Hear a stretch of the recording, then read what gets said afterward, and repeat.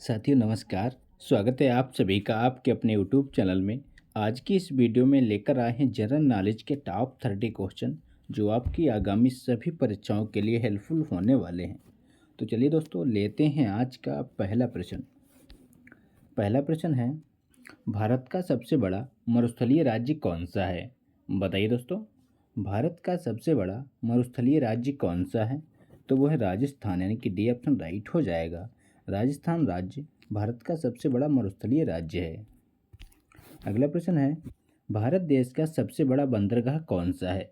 बताइए फ्रेंड्स, भारत देश का सबसे बड़ा बंदरगाह कौन सा है? आपके ऑप्शन है Visakhapatnam, option B Mumbai, option C Paradip, option D Kandla. तो इस क्वेश्चन का राइट आंसर है कांडला, यानी कि डी ऑप्शन राइट हो जाएगा। अगला प्रश्न है, देश का सर्वश्रेष्ठ प्राकृतिक बंदरगाह कौन सा है? बताइए दोस्तों, देश का सर्वश्रेष्ठ प्राकृतिक बंदरगाह कौन सा है?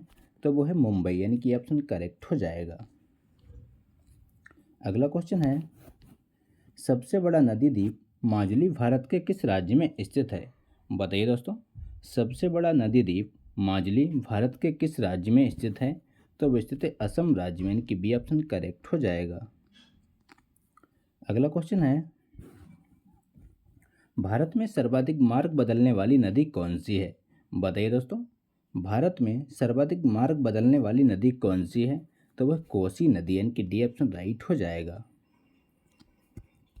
अगला क्वेश्चन है, भारतीय संविधान का जनक किसे कहा जाता है? बताइए दोस्तों, भारतीय संविधान का जनक किसे कहा जाता है? तो वो कहते हैं डॉक्टर भीमराव अंबेडकर, यानी कि बी ऑप्शन राइट हो जाएगा। डॉक्टर भीमराव अंबेडकर को भारतीय संविधान का जनक कहा जाता है। अगला प्रश्न है, भारतीय संविधान पूर्ण रूप से कब लागू हुआ? बताइए साथियों, भारतीय संविधान पूर्ण रूप से कब लागू किया गया? तो वो लागू किया गया था 26 जनवरी 1950 को, यानी कि ऑप्शन राइट हो जाएगा। 26 जनवरी 1950 को भारतीय संविधान को पूर्ण रूप से लागू किया गया। अगला क्वेश्चन है, भारत की आत्मा गाँव में निवास करती है, यह कथन किसका है? बताइए दोस्तों, भारत की आत्मा गाँव में निवास करती है, यह कथन किसका है? तो ये कथन गांधी जी का है, यानी कि सी ऑप्शन राइट हो जाएगा। अगला प्रश्न है, राष्ट्रीय ग्रामीण का निर्माता किसे माना जाता है? बताइए फ्रेंड्स, राष्ट्रीय ग्रामीण का निर्माता किसे माना जाता है? तो वो कहते हैं हैदराबाद को, यानी कि सी ऑप्शन राइट हो जाएगा।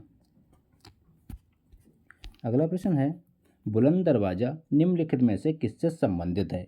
बताइए दोस्तों, बुलंद दरवाज़ा निम्नलिखित में से किससे संबंधित है? तो वो संबंधित है अकबर से, यानी कि डी ऑप्शन राइट हो जाएगा। अकबर से संबंधित है बुलंद दरवाज़ा। अगला प्रश्न है, किस मुगल सम्राट के शासनकाल को स्वर्णिम युग कहा जाता है? बताइए दोस्तों, किस मुगल सम्राट के शासनकाल को स्वर्णिम युग कहते हैं? अगला प्रश्न है, किस मुगल सम्राट के शासनकाल को स्वर्णिम युग कहा जाता है? बताइए दोस्तों, किस मुगल सम्राट के शासनकाल को स्वर्णिम युग कहा जाता है? तो वो कहते हैं शाहजहां के शासनकाल को, यानी कि बी ऑप्शन राइट हो जाएगा।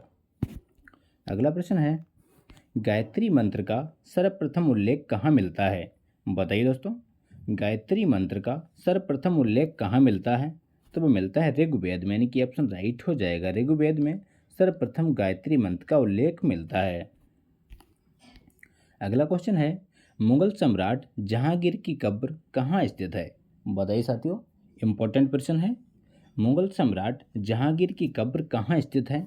तो वह स्थित है लाहौर में, यानी कि सी ऑप्शन करेक्ट हो जाएगा। अगला क्वेश्चन है, भारत में खरोष्ठी लिपि को किसने स्थापित किया? बताइए दोस्तों, भारत में खरोष्ठी लिपि को किसने स्थापित किया था? आपके ऑप्शन है कुषाणों ने, ऑप्शन बी ईरानियों ने, ऑप्शन सी चीनियों ने, ऑप्शन डी यूनानियों ने। तो इस क्वेश्चन का सही जवाब है ईरानियों ने, यानी कि बी ऑप्शन राइट हो जाएगा। ईरानियों के द्वारा भारत में खरोष्ठी लिपि का स्थापना की गई। अगला क्वेश्चन है, वह पहला किला जो शिवजी ने जीता उसका नाम क्या था? बताइए दोस्तों, तो उसका नाम था तोरण, यानी कि ऑप्शन राइट हो जाएगा। अगला प्रश्न है, भारत में सबसे ऊंचा जलप्रपात कौन सा है? बताइए दोस्तों, भारत में सबसे ऊंचा जलप्रपात कौन सा है? तो वह जोग प्रपात, यानी कि बी ऑप्शन राइट हो जाएगा। जोग प्रपात भारत में सबसे ऊंचा जलप्रपात है। अगला क्वेश्चन है, भारत का प्रथम मुख्य चुनाव आयुक्त कौन था? बताइए दोस्तों, भारत का प्रथम मुख्य चुनाव आयुक्त कौन था? तो वो था सुकुमार सेन, यानी कि बी ऑप्शन करेक्ट हो जाएगा। सुकुमार सेन भारत के प्रथम मुख्य चुनाव आयुक्त थे, याद रखिएगा। अगला क्वेश्चन है, भारत का प्रथम भारतीय प्रायोगिक अंतरिक्ष अनुसंधान उपग्रह था। बताइए दोस्तों, भारत का प्रथम भारतीय प्रायोगिक अंतरिक्ष अनुसंधान उपग्रह कौन सा था? तो वो था एप्पल, यानी कि ऑप्शन करेक्ट हो जाएगा। अगला प्रश्न है, भारतीय भूमि से छोड़ा जाने वाला प्रथम उपग्रह कौन सा है? बताइए दोस्तों, भारतीय भूमि से छोड़ा जाने वाला प्रथम उपग्रह कौन सा है? तो वह है रोहिणी फर्स्ट, यानी कि ऑप्शन राइट हो जाएगा। रोहिणी फर्स्ट भारतीय भूमि से छोड़ा जाने वाला प्रथम उपग्रह था। अगला प्रश्न है, 1951 में भारत के दूसरे गणतंत्र दिवस परेड के मुख्य अतिथि कौन थे? बताइए दोस्तों, तो इस क्वेश्चन का सही जवाब है त्रिभुवन वीर विक्रम साहा, यानी कि सी ऑप्शन राइट हो जाएगा। अगला प्रश्न है, 2000 में भारत के गणतंत्र दिवस परेड में ओलोगुन ओम्बासजे मुख्य अतिथि थे, वह किस देश के हैं? बताइए दोस्तों, तो वह है नाइजीरिया के, यानी कि ए ऑप्शन राइट हो जाएगा। अगला क्वेश्चन है, 2023 स्वतंत्रता दिवस समारोह में मुख्य अतिथि कौन थे? बताइए दोस्तों, 2023 के स्वतंत्रता दिवस समारोह में मुख्य अतिथि कौन थे? तो वो थे बिशप स्वामी, यानी कि ऑप्शन राइट हो जाएगा। बिशप स्वामी किस देश के थे? इसका आंसर कमेंट बॉक्स में दीजिए। अगला प्रश्न है, पाकिस्तान से भारत में गणतंत्र दिवस परेड के मुख्य अतिथि के रूप में आमंत्रित किए गए पहले व्यक्ति का नाम बताइए। तो इस क्वेश्चन का सही जवाब है मलिक गुलाम मोहम्मद, यानी कि सी ऑप्शन राइट हो जाएगा। अगला प्रश्न है, 1950 में भारत की पहली गणतंत्र दिवस परेड में मुख्य अतिथि कौन था? बताइए दोस्तों, 1950 में भारत की पहली गणतंत्र दिवस परेड में प्रथम मुख्य अतिथि कौन थे? तो वो थे राष्ट्रपति सुकर्णो, यानी कि ऑप्शन राइट हो जाएगा। अगला क्वेश्चन है, केंद्रीय सूचना आयोग की स्थापना कब की गई? बताइए दोस्तों, केंद्रीय सूचना आयोग की स्थापना कब की गई? तो वो की गई थी 2005 में, यानी कि सी ऑप्शन राइट हो जाएगा। वर्ष 2005 में केंद्रीय सूचना आयोग की स्थापना की गई। अगला क्वेश्चन है, केंद्रीय सूचना आयोग में कितने सदस्य मुख्य सूचना आयुक्त सहित हो सकते हैं? बताइए दोस्तों, केंद्रीय सूचना आयोग में कुल कितने सदस्य हो सकते हैं? तो वह कुल 10 सदस्य, यानी कि बी ऑप्शन राइट हो जाएगा। अगला क्वेश्चन है, केंद्रीय सूचना आयोग किस मंत्रालय के अंतर्गत आता है? बताइए दोस्तों, केंद्रीय सूचना आयोग किस मंत्रालय के अंतर्गत आता है? तो आता है कार्मिक मंत्रालय, यानी कि बी ऑप्शन राइट हो जाएगा। अगला प्रश्न है, वर्ष 2020 में कितने लोगों को पद्म विभूषण से सम्मानित किया गया? बताइए साथियों, वर्ष 2020 में कितने लोगों को पद्म विभूषण से सम्मानित किया गया?